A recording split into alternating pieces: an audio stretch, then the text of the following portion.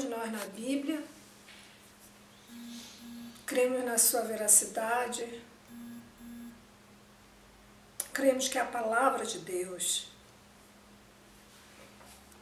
Hoje um dia tumultuado, para alguns triste, mas não é nada melhor do que o consolo de Deus, do que a graça do Senhor derramada no coração dos seus filhos. Você que está chegando agora, receba o nosso abraço, seja bem-vindo. Estamos aqui para mais um estudo bíblico, um estudo da palavra do Senhor. Essa palavra que nos edifica, essa palavra que nos santifica, essa palavra que nos firma no caminho, essa palavra que nos liberta. Palavra maravilhosa, palavra do nosso bom Deus. Hoje, 2 de junho, chegamos na metade do ano de 2020. Quantos planos foram feitos, quantos e quantos programas e atividades desenhamos, preparamos para o ano de 2020. E aí somos surpreendidos por essa situação, mas nada mudou em relação à fé que nós temos, a fé que nós abraçamos. Porque o nosso Deus é vivo e conosco está e conosco caminha. Você que está chegando agora, boa noite, a paz do Senhor, seja bem-vindo. Nós vamos orar, fazer uma oração inicial, como é nosso hábito cristão, orarmos. Então nós estaremos orando, pedindo de Deus a sabedoria, pedindo do Senhor a sua direção. Pai que estás nos céus, engrandecido seja o teu nome. Santo és, ó Deus, e bendito é o teu nome. Obrigada, Senhor, por esta oportunidade que nós temos. Mesmo, Senhor, à distância, estamos aqui para falar da tua palavra, para aprendermos dela, para que a nossa fé, Senhor, seja uma fé firme, segura, e que a nossa alma viva, porque a tua palavra nos dá vida. Obrigada, Senhor, por cada um dos nossos irmãos que tem entrado, tem se conectado nesta noite, para que juntos possamos, ó Deus, aprender esta verdade maravilhosa. Que o teu Espírito Santo venha visitar cada mente, iluminando cada pensamento, dando a direção, porque somente tu, ó Deus, tem a sabedoria que nós precisamos. Ajuda-nos, ó Deus, e dá-nos discernimento, para que assim, ao falarmos, ao lermos a tua palavra, possamos, ó Deus, crescer. Todos nós precisamos crescer nesse conhecimento, porque a tua palavra nos orienta a isso, que devemos crescer na graça, no conhecimento do nosso Senhor e Salvador Jesus Cristo. Que a tua bênção também esteja sobre cada lar dos nossos irmãos. Que a tua graça e a tua misericórdia, Senhor, seja presente nesses lares, para que nunca falte, Senhor, da tua unção e da tua bênção. Assim nós oramos agradecidos, ó Deus, em nome de Jesus, em nome do Senhor. Amém. Glória seja dada ao nosso Deus. Antes de nós começarmos, nós temos 2 perguntas de novo, né? As perguntas vão chegando, eu vou selecionando, para não ficar repetindo o tema que nós já abordamos, alguns temas que nós já abordamos. E eu quero falar sobre o decreto do nosso governador, que não contempla a nossa igreja, porque somos uma igreja pequena, não no sentido físico, nós somos uma igreja pequena em número, e mesmo o físico da nossa igreja, a capacidade ali é para umas 100 100, 140 pessoas, não tenho como passar disso. Mas o Conselho dos Pastores do Distrito Federal, junto à bancada evangélica no governo, eles estão estudando como tratar as igrejas com um número menor de membros, como resolver essa questão dessas igrejas que elas precisam abrir.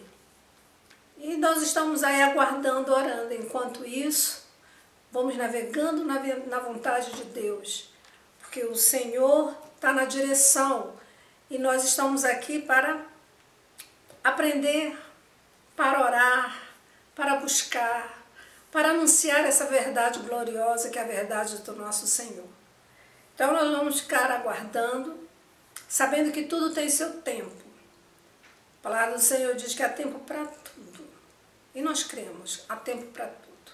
Vamos tirar esse momento enquanto nós não fomos contemplados com a abertura. Vamos estar afirmando que quando nós nos reunirmos, nós possamos estar cheios de Deus, cheios da sua palavra, cheios do seu Espírito, e assim, reunidos e unidos, possamos realizar aquilo que o Senhor tem para nós como igreja ali no Sudoeste. Então, amados, é isso que eu queria falar com vocês também, e dizer que no dia 11 de junho está de pé o DELEM e o Ministério de Louvor estarão juntos fazendo um trabalho que já está praticamente programado para esse dia, da forma como nós fizemos anteriormente, para a glória do nosso Deus. Amados, foi feita uma pergunta assim para mim. Pastora, você falou sobre o anticristo, trouxe alguma luz sobre o anticristo. Eu gostaria de saber mais coisa, porque eu não entendo Daniel, capítulo 8, né? A pessoa citou, que foi citado por nós, Daniel capítulo 7, versículo 8, 23, 25. Nós vamos trazer uma luz, nós não vamos nos prender muito, porque tem uma outra pergunta falando justamente sobre o falso profeta. A senhora já falou muito sobre o anticristo, gostaria que desse uma luz sobre o falso profeta e sobre o número 666. O que isso significa? Como é que é isso, né? Então nós separamos 3 tópicos aí para a gente responder. Se não der para a gente falar sobre a teologia da adoração, a gente fica para a próxima terça-feira, porque eu acredito que nós vamos ter ainda uns 2 meses pela frente, né, para a gente poder voltar para o nosso templo, para o nosso lugar de adoração, para o nosso lugar de reunião. Eu ainda creio que vamos ter um tempo aí, uns dias aí. Bem, amados, quando eu dava aula, eu estava lecionando no seminário, no CEID, no ano de 2008, olha só, faz tempo, né? 2008. Eu fui contemplada com a cadeira sobre Apocalipse. Então eu ministrei aula sobre Apocalipse. E olhando as minhas apostilas, eu encontrei uma que fala alguma coisa sobre o anticristo. É claro que a apostila é grossa, se os irmãos verem aqui, é uma apostila grossa. É a parte 2, se eu não me engano, são 4 partes dessa apostila.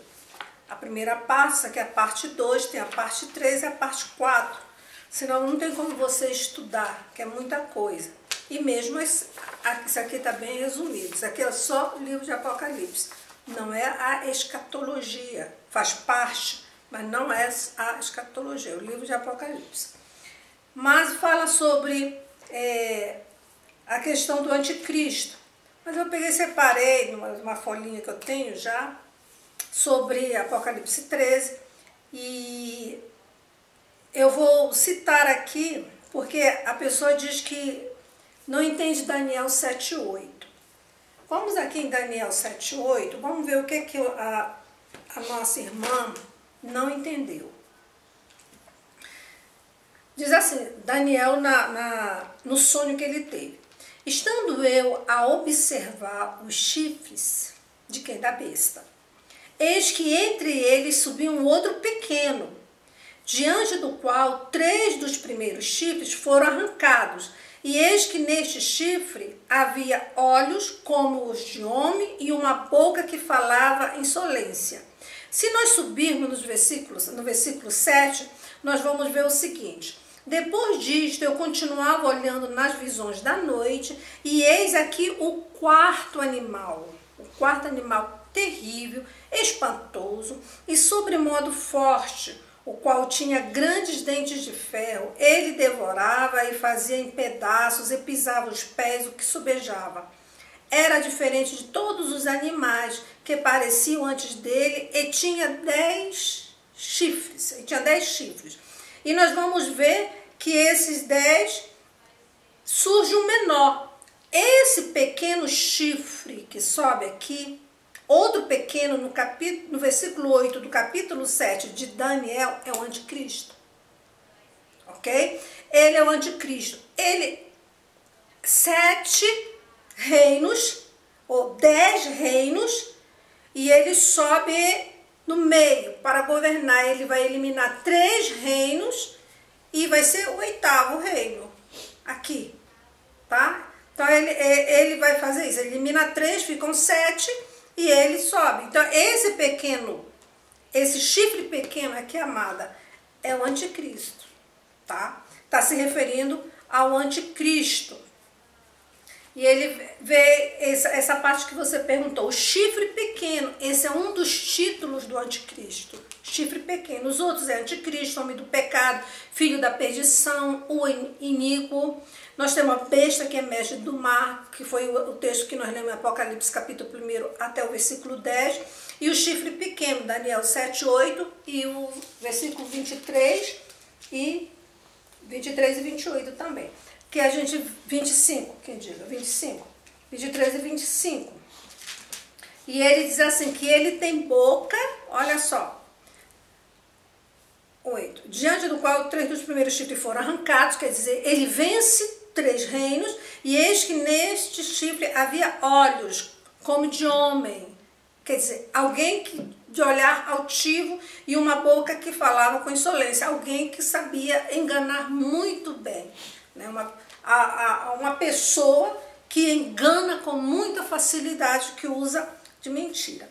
Então nós vemos aí, o que é o anticristo? O anticristo será um homem personificando o diabo, porém apresentando-se como se fosse Deus. Né? Nós vamos ver aí no número 666, esses 3 aí, como identificar a questão desses 3. Então, o anticristo, resumindo, é a besta que subiu do mar. Nós vimos isso, monstro marítimo, Leviatã para alguns, né? E 7 cabeças e 10 chifres, império anticristão, 7 cabeças, encarnado no anticristo pessoal. As 7 cabeças, sucessão de imperadores. Por isso que ele será o 8º imperador. 10 chifres, sucessão de aliados, 10 nações. Os nomes de blasfêmia, títulos divinos que se reclamam pelos soberanos romanos. Os títulos que eles tinham, né? Que eles se consideravam deuses, infalíveis e assim vai. Quais são as características? Leopardo, urso, leão. Então nós temos aí o leopardo, crueldade, astúcia e rapidez. Né? O leopardo é um animal ágil, urso, força, leão, ferocidade. Então, aqui nós vimos, aí a pessoa pergunta, e por que uma das cabeças é ferida de morte? Uma das cabeças foi ferida de morte e sua chaga mortal foi curada, porque está se referindo a alguns escritores, alguns teólogos, alguns mestres em escatologia, eles dizem que a chaga mortal pode ser de um certo império. Então é ressuscitado esse império. A palavra do Senhor ela não entra em detalhe, né? A morte de um imperador ou do próprio anticristo. A Bíblia não entra em detalhe. O sinal é o selo do anticristo, que é o que nós vamos ver, o 666. O anticristo seria um personagem de origem cristã, mas ele é um ateu, ele tem uma origem cristã. Mas, pastora, como é que é isso? Simples de entender. Por exemplo, Freud. Todo mundo conhece Sigmund Freud. Quem é ele? Ora, ele é o pai da psicanálise. Freud, seus pais eram pastores. Seu pai era pastor. Seu avô foi pastor. Ele cresceu nesse meio. Mas ele se torna, com o tempo, revoltado contra os cristãos. E ele trilha um caminho do ateísmo. Certo? Ele trilha esse caminho. Então, só para a gente ter um exemplo, a mesma coisa vai acontecer com ele. Ele conhece, ele é um judeu cristão, ele conhece as coisas, mas vai ser revoltado, vai se tornar um ateu. Segundo o que a palavra do Senhor, ele vai surgir ali no continente europeu. Qual o sistema desse anticristo? Seu reino será limitado, segundo alguns estudiosos também. Eles dizem que você pega um mapa e você vê o tamanho que foi o Império Romano, porque o Império Romano não foi só na Itália, em Roma, você olhar, você vê o tanto que o Império Romano foi grande. Então eles acreditam que o governo do anticristo vai ser aquela área toda, do tamanho do Império Romano antigo. A maioria é uma corrente muito forte, eles creem nisso. A sua influência será mundial, apesar dele estar lá, governando lá, reinando lá, ele vai ter uma influência muito grande em todas as áreas no mundo. Aí outra questão também, quando eu estava conversando com a nossa irmã, ela fala assim: mas pastora, a igreja é arrebatada e aparece o anticristo logo? Não, a palavra do Senhor não diz que vai ser a igreja arrebatada hoje, vamos supor. Estamos aqui conversando e de repente o Senhor veio e a gente vai. Pronto, aí amanhã aparece o anticristo. Não, não é assim. A igreja será arrebatada, o mundo viverá um caos, se transformará totalmente numa situação caótica. Com essa situação que nós não sabemos quanto tempo durará, se são 2 anos, 3 anos, 5 anos, nós não sabemos, mas terá um tempo de 7 anos, que é o período do anticristo. Então, quando a igreja for arrebatada, tiver o caos todo no mundo instalado, aí ele surge como o Salvador, aquele que tem a melhor proposta, aquele que vai trazer a solução, aquele que vai ajudar as pessoas, aquele que vai tirar as nações do caos. Porque pense bem, amados, quantos salvos em Cristo, espalhados neste mundo, que trabalham nas fábricas, nas indústrias, nas grandes indústrias, nos grandes comércios, nas escolas, quantas pessoas que creem em Cristo, que vivem o Evangelho e que serão levadas. Como ficará esse mundo? Um caos. Então, esse tempo, a Bíblia não fala. Agora a Bíblia fala que o tempo do anticristo é um tempo limitado, de 7 anos, que é a última semana de Daniel. A 70ª semana. Isso é bem claro. Nós estamos no período da graça, já aconteceram 69 semanas, nós entramos no período da graça, que é o período da igreja, o período que o Espírito Santo está com a igreja. Depois, a igreja será levada, né, para Cristo, o Espírito Santo do Senhor levará a igreja ao encontro do Senhor, e o mundo ficará um caos. Dentro desse caos terá um período de 7 anos, que é o período que antevém o retorno de Cristo glorificado com a sua igreja para reinar um milênio. Aí sim, esse vai ser assim. Vai estar tendo a luta, a guerra do Armagedon. Estão lá lutando para destruir Israel, para ir contra as nações que são amigas de Israel, lutando o anticristo e as nações amigas dele, lutando contra. E Israel clamará e o Senhor voltará glorioso. Aí sim, aí é imediato. Assim que Cristo volta, ele já faz o julgamento, lança no lago de fogo e enxofre o anticristo e o falso profeta e já estabelece o seu reino, assim que cessar ou terminar o julgamento das nações, que aí vai ser o julgamento das nações. Aí esse vai ser de forma direta logo. Vocês estão entendendo? Ok, amada? Respondi a sua pergunta. Que Deus te abençoe. Vamos lá para o anticristo, para o falso profeta. Né? Nós temos 4 características que nos ajudam a identificar o falso profeta. Vamos lá em Apocalipse, capítulo 13, e versículo de número 11, a besta que emerge da terra. Aí ele diz assim, versículo 11 do capítulo 13 do livro de Revelação, Apocalipse. Vi outra besta emergir da terra, possuía 2 chifres, parecendo cordeiro, mas falava como dragão. Exerce toda a autoridade, olha só, preste bem atenção, exerce toda a autoridade da primeira besta na sua presença. Faz com que a terra e seus habitantes adorem a primeira besta, cuja ferida mortal fora curada. Vamos prestar bem atenção. Então nós temos aí a besta que emerge da terra. Segundo os grandes estudiosos, usou essa metáfora, essa expressão, subiu do mar, subiu de entre as nações, subiu da terra, subiu do poder, da influência da religiosidade humana. Então, nós vemos aí, afinal de contas, essa besta, que é a segunda besta, que vai ser o auxiliar direto do anticristo, vai ser aquele que vai levar o povo a adorar o anticristo, a cultuar o anticristo, a prestar-lhe louvor, a prestar adoração.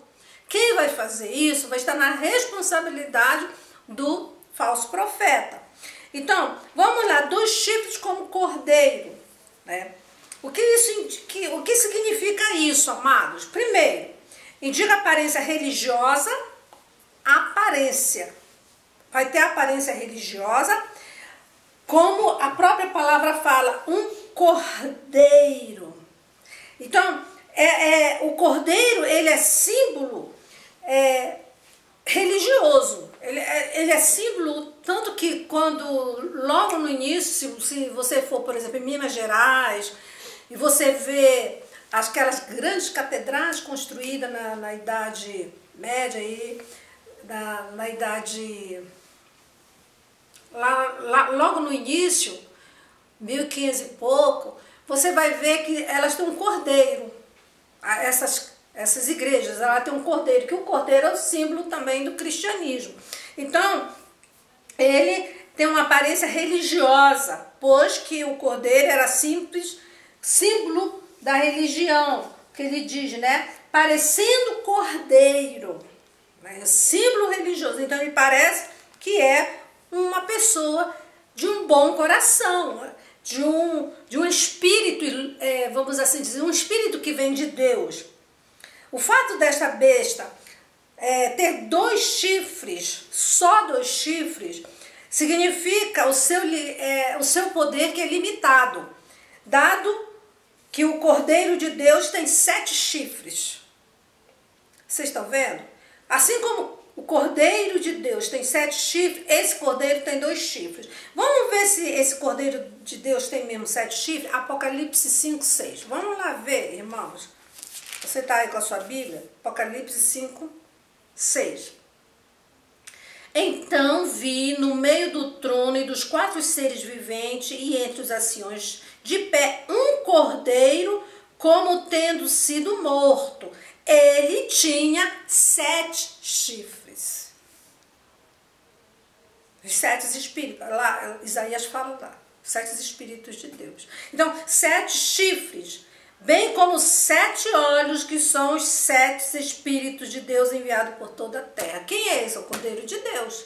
Quem é esse Cordeiro de Deus? Jesus Cristo. Então Jesus é o Cordeiro que tem 7 chifres. O Cordeiro aqui apresentado, ele tem 2 chifres. Ok? Certo? Você, querida, que pediu para eu falar sobre o falso profeta, dá para entender? Ele tem a voz de dragão, diz a palavra do Senhor, nós lemos a voz de dragão. Indica que ele fala com autoridade de Satã. O próprio Satanás, que é o dragão, que forma a trindade, né? Dragão, anticristo e o antiprofeta é a trindade satânica. O dragão vai dar a sua autoridade, ok? A autoridade a ele. Então ele vai falar com a autoridade de Satanás. E diz aí no versículo 13 do capítulo 13, diz assim: também opera grandes sinais, de maneira que até fogo do céu faz descer a terra diante dos homens. Então ele vai exercer o poder da primeira besta. O poder dela deriva-se do Estado ou de um governante, que é do anticristo. Então ele vai ter o mesmo poder. Quem? O falso profeta. Ele vai ter tanto poder que vai fazer coisas que as pessoas vão dizer: esse daí é de Deus, né? Para operar esse milagre, para operar essas maravilhas, para fazer esses sinais, tem que ser de Deus. E vai conseguir enganar muitos dos judeus, né? Vai conseguir enganar. O povo todo vai estar, nessas alturas, irmão, o povo, até aqueles que ficarem e aqueles que não aceitaram a Jesus Cristo como Senhor da sua vida, como seu Salvador, essas pessoas vão naturalmente aceitar o anticristo. A gente às vezes pensa assim: como uma pessoa vai conseguir ser enganada, né? É só a gente ler um pouco a história que a gente vê o poder, o domínio de alguns homens sobre a população. Vamos falar de Roma, do Império Romano. É uma coisa tão absurda, irmãos. Você vê nos filmes e nos relatos históricos, aqueles homens se reuniam naquelas arenas como espetáculo para ver os cristãos sendo devorados pelos animais ferozes. Eles deixavam esses animais sem comer muitos e muitos dias, e depois saltavam os cristãos, e saltavam em seguida as feras, e ali era espetáculo, todo mundo aplaudia, né? E gritava: ave César, tudo era César. Irmãos, a gente fica pensando assim: como a população, a humanidade vai se curvar diante do anticristo? É simples. É só a gente olhar, recapitular a história. A gente vê o homem, o ser humano tem necessidade de ser guiado por um líder. Mas as pessoas não querem Deus, não querem o Senhor, não querem Jesus, porque trilhar o caminho com Cristo requer renúncia, requer negar a si mesmo, requer abandonar o eu, o ego, deixar isso submisso à vontade de Deus, se humilhar na presença de Deus. As pessoas não querem isso. As pessoas querem assim: o que importa é o que eu penso, o que importa é o que eu acho, o que importa é o que eu quero, o que importa é o que eu estou sentindo. Para Deus não, para Deus é Ele é o Senhor de tudo, Ele é o centro de tudo, Ele é o único. Então, quando nós abraçamos a nossa fé, nós estamos dizendo a Ele que nós estamos dispostos a abrir mão do nosso ego, abrir mão de nós mesmos por Ele. Essa é a verdade, né? Então, vamos continuar aqui sobre o falso profeta. É uma pessoa, é um religioso, ele vai comandar uma igreja segundo os historiadores, né, segundo os estudiosos, segundo aqueles que se debruçam em cima dos livros, principalmente Apocalipse, Daniel, Ezequiel e os demais, e ali estudam noite e dia, anos e anos, e eles acreditam que há uma grande igreja, vai ser uma igreja universal, uma igreja única. E essa grande igreja que é mesclada com todas as religiões as demais, né? E elas se tornarão forte, única igreja. Então ele será o ministro dessa igreja. Por isso que ele vai ter autoridade, poder para levar a população a adorar o anticristo.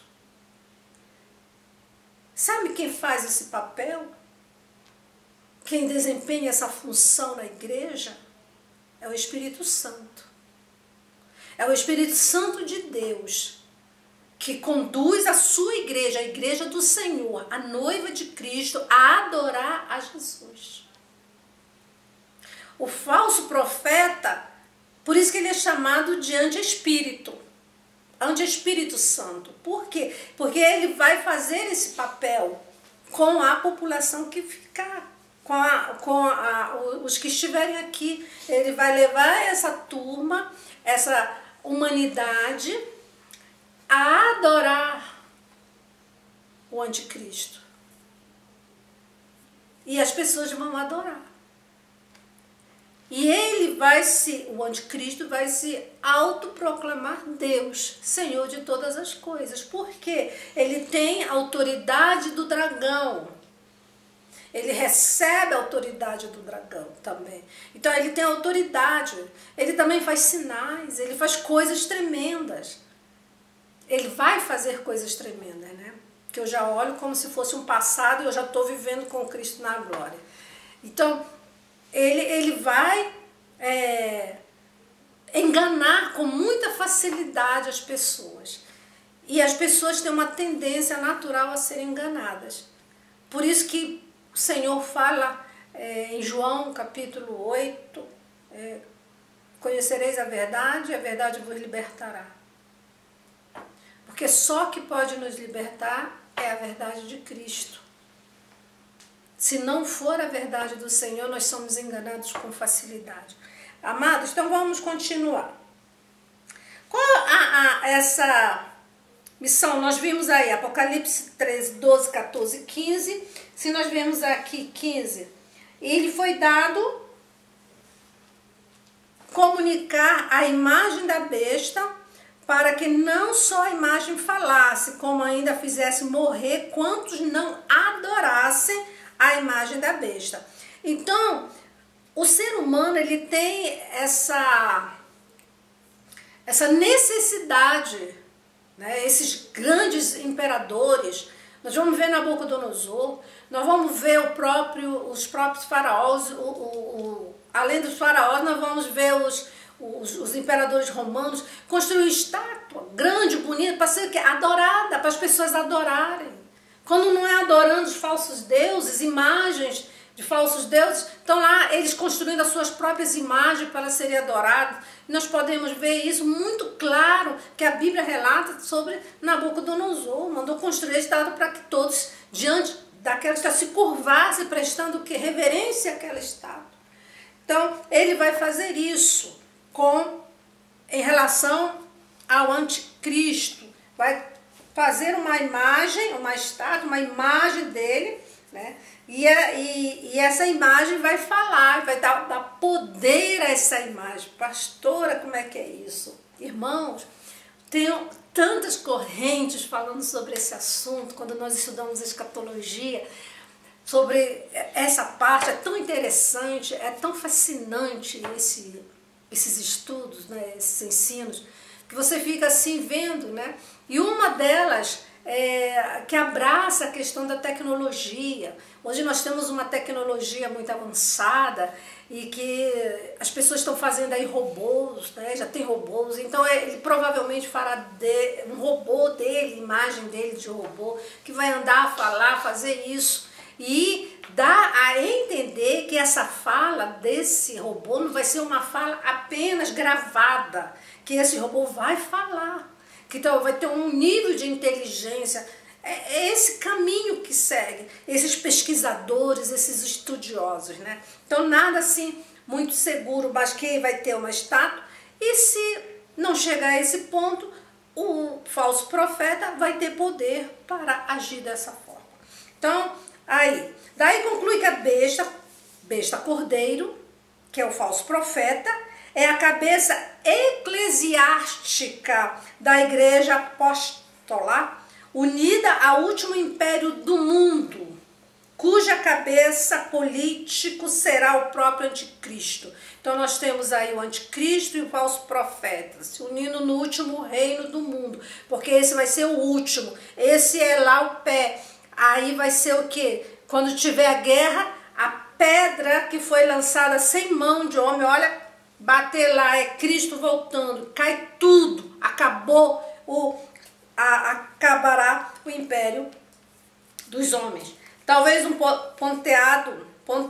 tentado ecumênico que despreza a palavra de Deus, assessorado por um grande e uma superpotência, porque ateia. Então nós temos aqui algumas coisas, alguns pontos sobre o falso profeta, porque se eu começar a me aprofundar, amado, né, eu vou precisar aqui praticamente quase um seminário lá, né, o CEID, né? Colocamos aqui. Então eu espero ter respondido a sua pergunta, querida, a respeito do falso profeta. Então nós já temos uma luz aí a respeito do anticristo e do falso profeta que a palavra do Senhor nos fala. Isso vai acontecer literalmente. Isso vai acontecer. Não é ilusão, não é engano. Isso daqui, como muitos intérpretes da Bíblia dizem, que isso aqui é apenas um retrato do que já se passou. Não, isso aqui está apontando para o futuro, né? Aquilo que tu viste, aquilo que é, aquilo que será. Isso aqui é aquilo que será, ok? Isso é o futuro. O outro fale um pouco sobre o número 666. Na numerologia bíblica, o número 7 é o número da verdade. Foi criado um mito sobre o número 7, dizendo que o número 7 é o número da mentira, mas não é. Na numerologia bíblica, o número 7 é o número da verdade, é o número de Deus, que é o número da verdade. O número 8 é o número da perfeição, é o número de Cristo. E o número 6 é o número do homem, porque o homem foi criado no 6º dia. Então é o número do homem, é o número da imperfeição. Então o número 6 é o número da imperfeição, é o número do homem. Número 7 é o número da verdade, que é o número de Deus. E o número 8 é o número da perfeição, que é o número de Cristo. Então vamos lá. Alguma coisa sobre o número 66. Nós vemos aí, o número 6 é identificado como sendo o número do homem.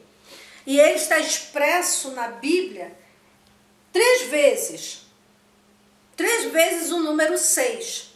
Então esses 3 números, esse número 6 repetido 3 vezes forma uma trindade.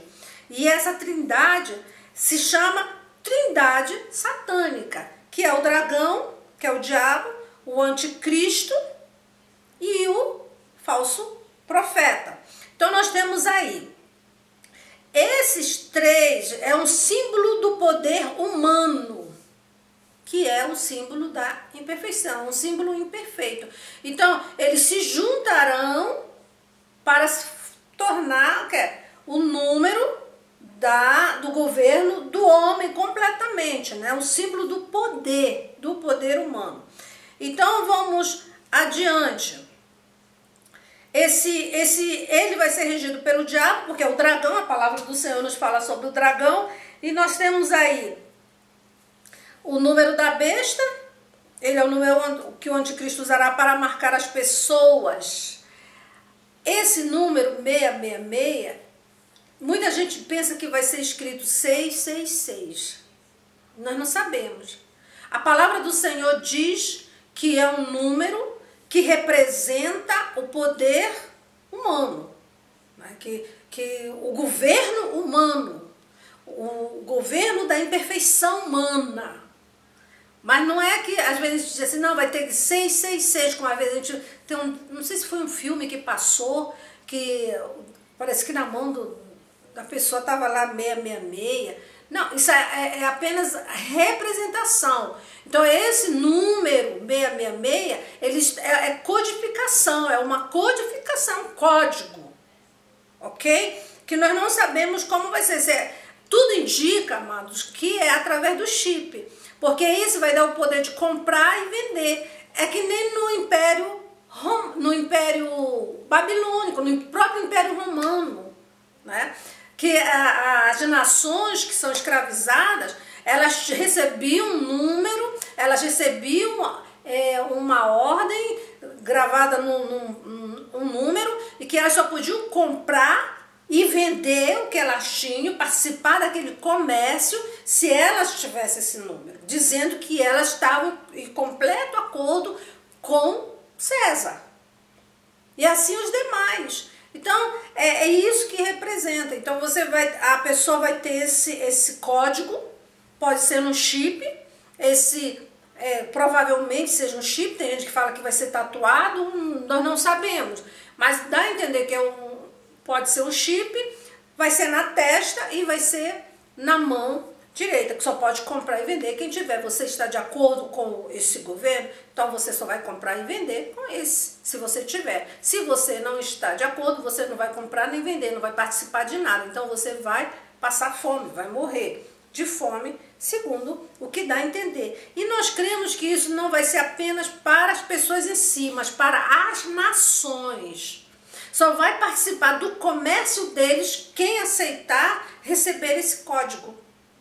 Que a nação que receber esse código, a nação recebe e distribui para a sua população, né? Então nós temos aí a questão do chip, né? Nós sabemos aí que a Motorola ela desenvolveu um chip pequenininho, tamanho de um grão de arroz, né? Já fizeram o teste, dá na mão direita, e interessante que só cabe na mão. E aqui, numa parte aqui de cima da testa, né, ele fica bem aqui. E a princípio, amados, ele está sendo usado, esse chip está sendo usado para segurança. Né? Você ter segurança, para descobrir onde você está, para te guardar, mas o propósito comercial vai chegar, né? Onde você vai estar todo o teu registro ali, e ali você recebe, é diferenciado, porque ele tem esse código do 666, né, um código exclusivo deles que eles vão colocar e só vai comprar e vender quem tiver. Como vai saber que você tem? É só, né, passar a leitura que vai fazer, vai descobrir. Ok? Esse é o número 666, deixa eu ver se eu boto mais alguma coisa aqui sim. É o direito de comprar e vender. Aceito pela sociedade, dominada pelo diabo, através do homem do pecado, o anticristo. Interessante que o Senhor diz que esse símbolo, esse código, quem receber, ele não é apenas um símbolo comercial. Ele é um símbolo de propriedade. Dizer que você faz parte ou você é propriedade do anticristo. Tanto que a palavra do Senhor diz que lá no lago de fogo, no inferno e tal, vai ser lançado todos aqueles que receberem esse código.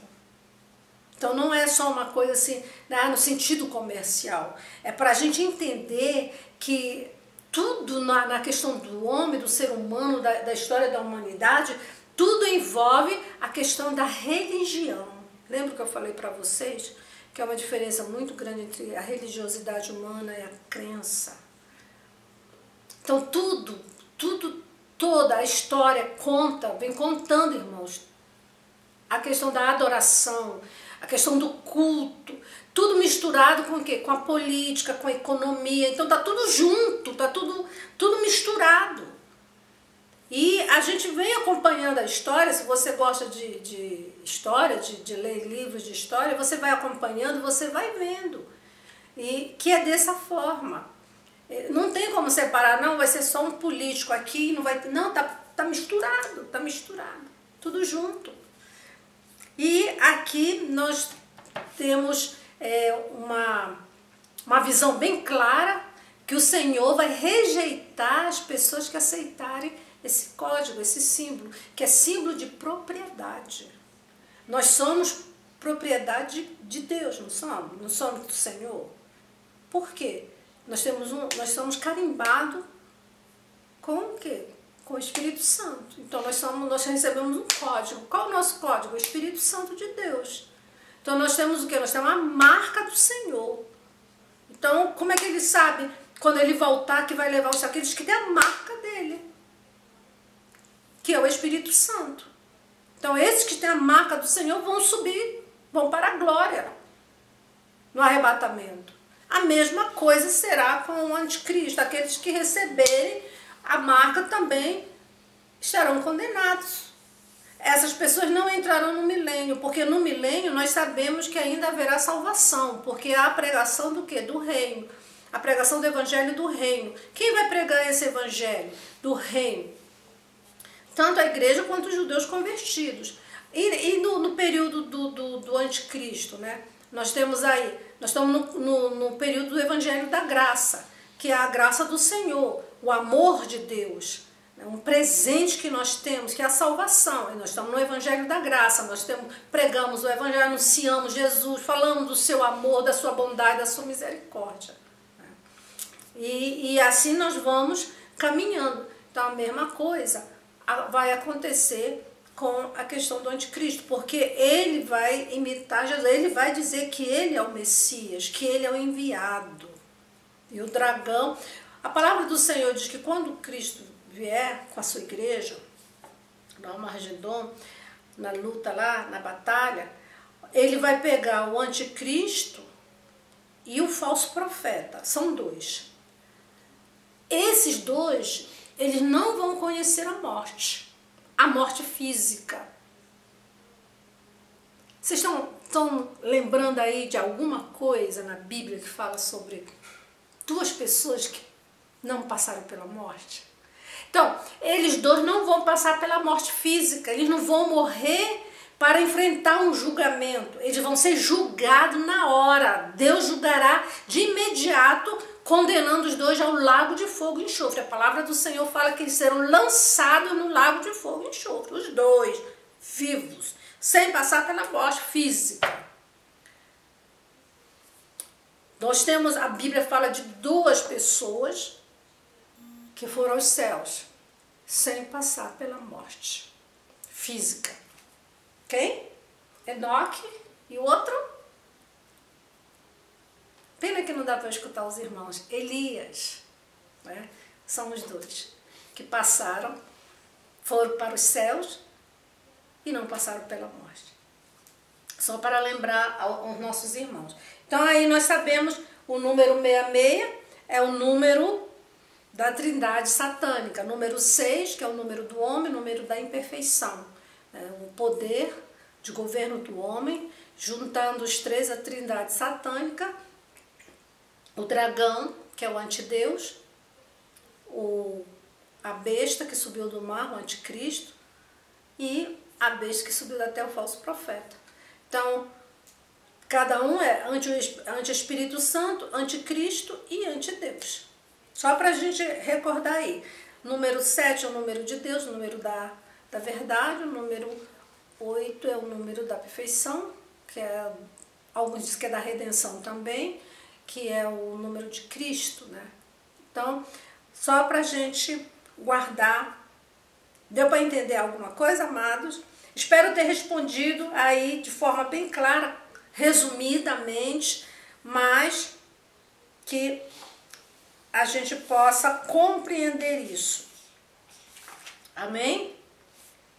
Nós sabemos aí, mas aonde que fala do juízo de Deus sobre a trindade satânica? Apocalipse 19, 20, para a gente já encerrar, que nós vamos orar. Eu quero orar com os irmãos. 19, 20.